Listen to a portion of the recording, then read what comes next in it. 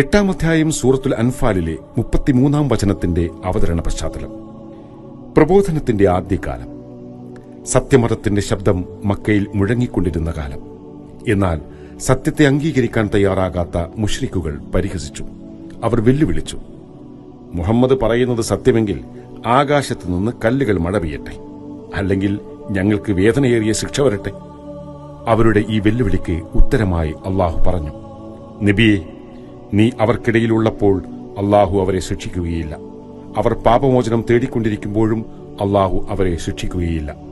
ഇത് വെറും മറുപടിയല്ല, അള്ളാഹുവിന്റെ അനന്തമായ കരുണയുടെ പ്രഖ്യാപനമാണ്.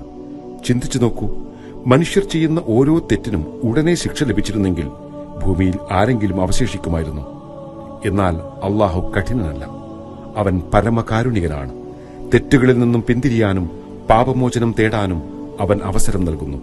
നീ സത്യസന്ധമായി അള്ളാഹുവിലേക്ക് തിരിയുന്ന നിമിഷം തൊട്ട് നിനക്കായി ഒരു പുതിയ തുടക്കം തുറക്കപ്പെടുന്നു.